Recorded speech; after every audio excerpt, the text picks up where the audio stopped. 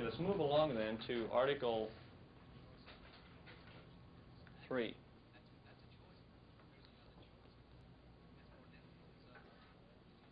If I am captured, I will continue to resist by all means available. I will make every effort to escape and aid others to escape. Okay, now I mentioned earlier that there is part of the Geneva Conventions of 1949 that applies to AMED personnel that is very important, and now would be a good time to insert it. It has to do with our status. If you as a doctor, physician, dentist, I'm sorry the veterinarian officers and enlisted personnel don't qualify for this, but if you are in this kind of situation and are captured, you are protected by a status that is known as retained status, R-E-T-A-I-N-E-D. And what this means is very important. Two things. One, you are allowed to continue to practice medicine. You are supposed to be allowed to continue to perform the mission for which you were trained, and that is helping people who are sick and wounded. And the second thing is that as soon as your services are no longer required, then you are supposed to be released back to friendly forces. Okay, that's very important.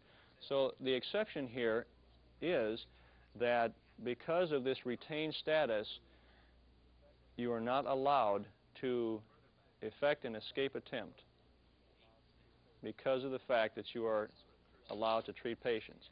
Now, the question always comes up, what happens if I'm not being treated as a POW?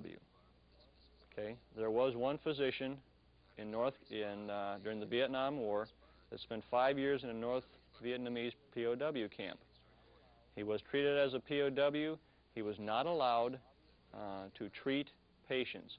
Obviously, the Geneva Convention was not being followed. We could get into this. We could discuss that for hours, couldn't we? What kind of status do you find yourself in? If the enemy is treating you as a POW, then your actions might be looked on a little bit differently. Okay? We still have the requirement here as AMED personnel to act as retained persons. But this is something that is going to be an individual type thing if you ever find yourself in that situation. And obviously the last part, I will accept neither parole nor special favors from the enemy, means that we are not allowed to accept anything favor-wise that would give us a better position than our comrades who find themselves in the same situation. This happened a great deal in North Korean POW camps, unfortunately, because of the fact that people did not have the self-discipline to act properly. The North Koreans were able, by psychological indoctrination, to induce them to do things for them, to act as plants within squads to give information to the enemy.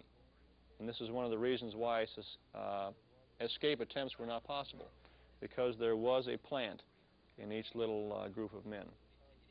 These things happen, unfortunately, and it is because of the lack of training and proper discipline that they came about. Any questions or comments? Yes, sir. By carrying a weapon and engaging in active defensive maneuvers, haven't you given up your status? Okay, good question. Major McGuire's question was, by carrying a weapon and being involved in defensive maneuvers, do you give up this right here? Under the Geneva Convention, as long as you are involved in defensive measures with either, and the defensive weapons, M16 rifles and 45s are classified as defensive weapons, trying to protect yourself, your patient, or your medical treatment facility, if you're captured while in a defensive position, you are still retained personnel, and you fall under that Geneva Convention article there. If, as I mentioned earlier, you effect a breakout and in an offensive situation and get captured after that, then you are not protected by that article. In other words, if you're captured, you're a POW. You still wear the Red Cross? After you, while in a retained status? In that particular situation that we're talking about, where you're actually engaged in an active defensive maneuver. Do you still wear the Red Cross? Yes.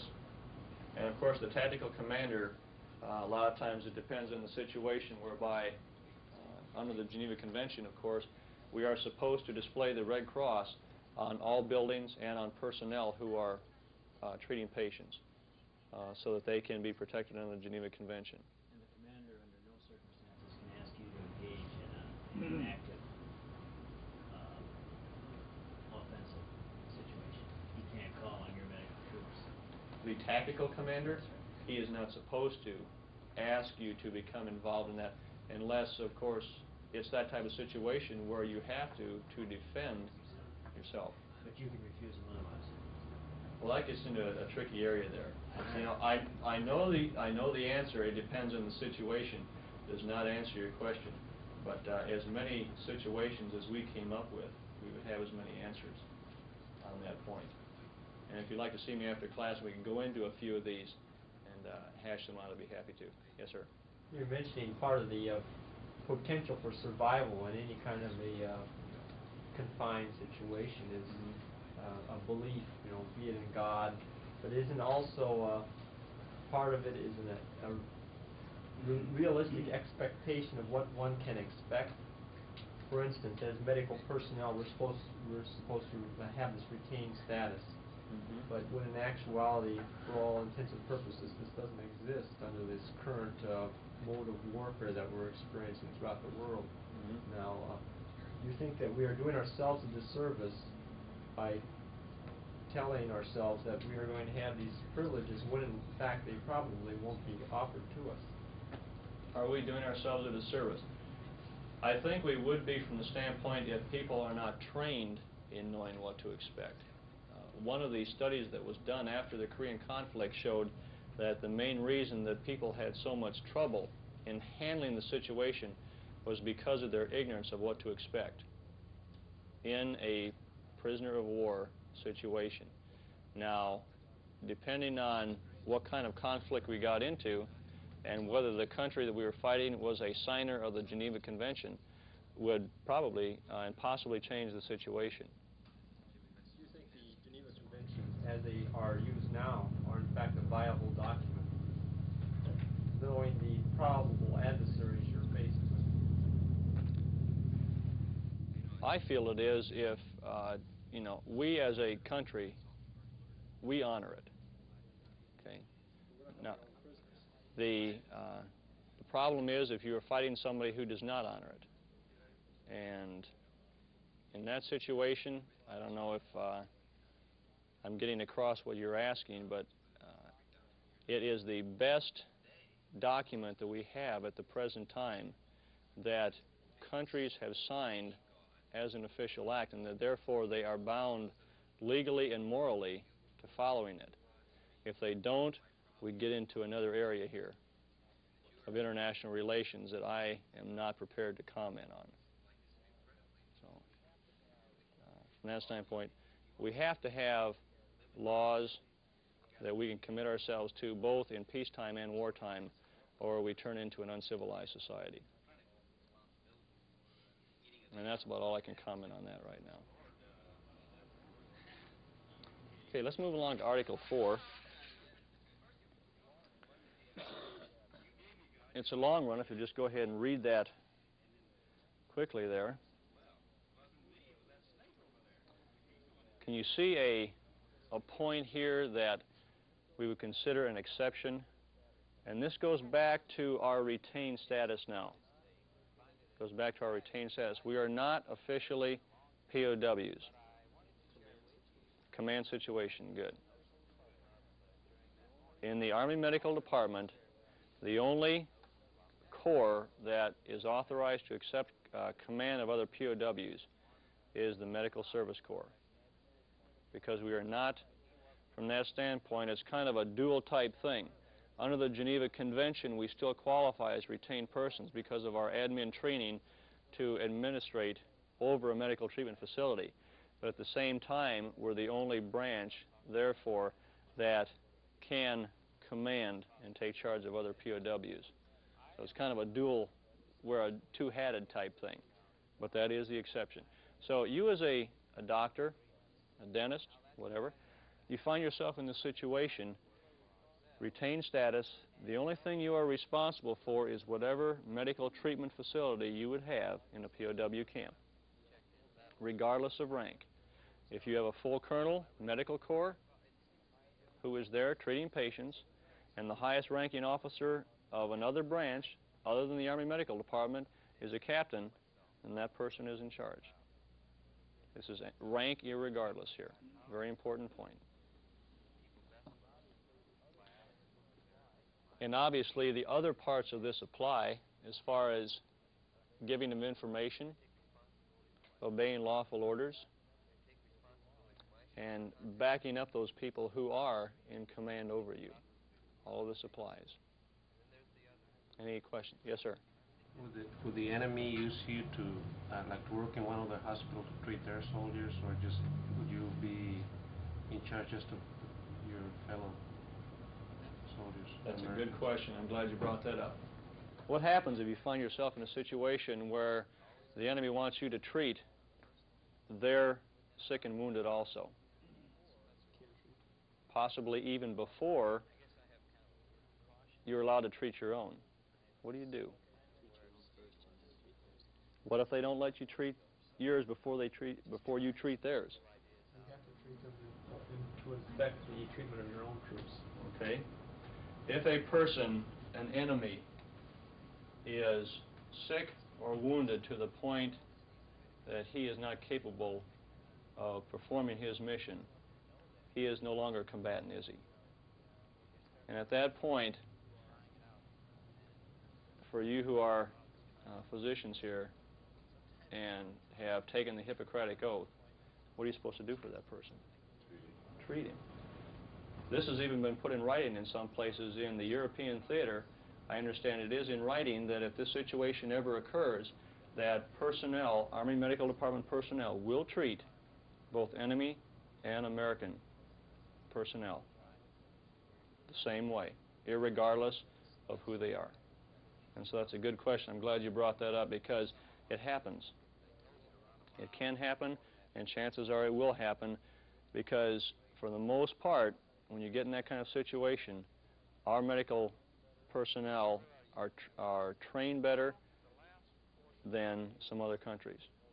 And so they know what we know and know that we can treat their people. So I appreciate that question because it does come up. Yes, sir. You say if they're wounded so that they can never be a combatant again? What if they're... No, so once a person becomes a non-combatant because of illness or injury, okay, he is to be treated on the same footing as anybody else who is sick and wounded. He is in need of medical care. Okay, so even if he knew that what you did would enable him to fight again, say, in a week? That's right. Exactly right. Seems like they would always have something for you to do, then they wouldn't return you to, you know, like... That's always a possibility we have to look at, don't we? That they would have so much for a person to do that they would not return them. That is always a possibility we have to face. Because realizing that there are not that many medical department personnel that far forward that the chances are that great of capture, that, you know, would you ever find yourself in an excess position? Probably not, possibly not. But it is a possibility. Anything else on that? Article 5, I think, is probably the most familiar from the standpoint of the Geneva Convention articles. And it was written into the Code of Conduct to reiterate our responsibility as far as what information we give the enemy to effect positive identification. Name, rank, service number, and date of birth. Okay, now, just a couple of quick changes on this that have already taken place. If on your handout you will cross out the word bound and put required, I am bound to give, the word has been changed to required, and the word only has been stricken. So now it reads, I am required to give name, rank, service number, and date of birth. And the exception here is, obviously, that if you have a patient or patients there that are in need of more medical care, more definitive care than you can give, then you have the responsibility to give any information based on that patient's condition to the appropriate camp authorities. Somebody needs a transfusion, an operation, medication that you don't have, obviously they need to know about that patient's condition. Has anyone here read Commander Bucher's book, My Story?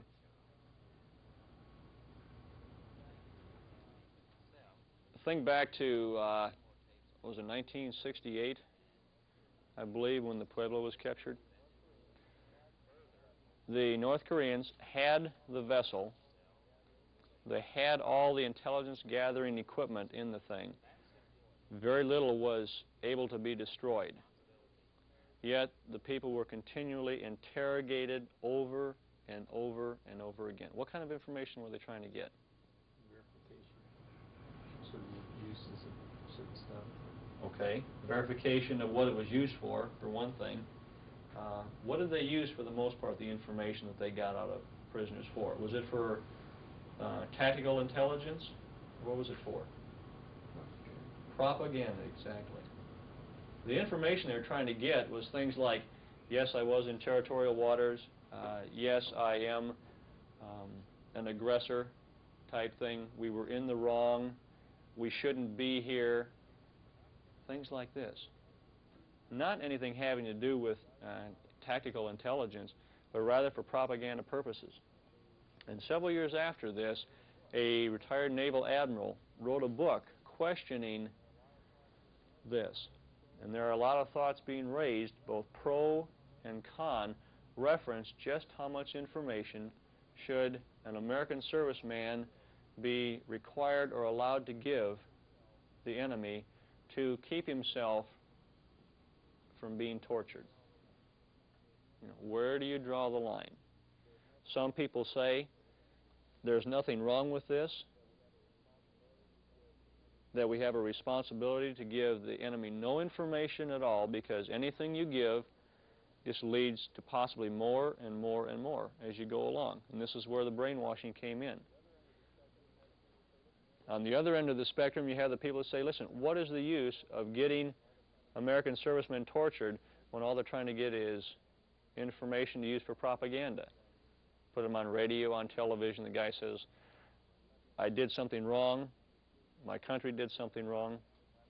And it's even been suggested, and I'm just giving this out as information on both sides of this continuum here, that people say, why don't we allow them to say anything that will keep them from getting tortured, as long as the information is not significant, and then we as a country will put out to the world that these statements were made under physical or psychological duress, the person is not responsible, and they have our permission to say anything that the enemy uses for propaganda purposes. What do you think about that? I think an interesting point to latter statement is the fact that usually the greatest impact of any announcement is the first announcement, be it right or wrong. A good example being a lot of Ralph Nader's information that he gives to the public. Mm-hmm. Maybe some of it has a factual basis, but it's been proven that some of the stuff that he's put out, especially about the Corps of Air, a good example, yes, was erroneous. But the public thinks that the Corps of Air was a bad car, and this is the lasting impression that's been given the public, even though subsequent information came out refuting some of the original documentation. Okay, so then apply that now to a POW situation. Okay, you're a third country, and a prisoner of war comes out and says, well, my country is bombing hospitals or civilian residences, which is illegal under the Geneva Conventions. Mm-hmm. The third country person is going to say, well, gee, this POW is representing a bad country, even though maybe a week later the involved country will come back and say, well, this is all erroneous or was under duress. I think the original impression has been made, and it will have the greater impact than the rebuttal. That's a good point. Okay, where do you draw the line? That's always the thing, that these questions are being talked about now in Congress. There's a lot of concern over if we get ourselves in another situation, find ourselves in a situation like this, just how is the American serviceman going to come out? How is he going to come out? It appeared to be a failure in North Korea during the Korean conflict because people were not prepared. We've gone over a lot of information here real quickly, but what I think we need to remember is that there is a code of conduct. It does lay down very specific responsibilities and rules for the American servicemen. These things were designed to be helpful, not to be a hindrance, but rather to be a help if we ever find ourselves in a situation where we need it.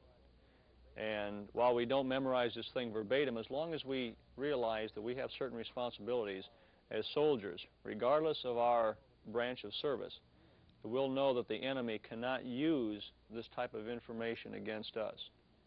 And that's the important thing. I thank you for your time and attention, and class is dismissed.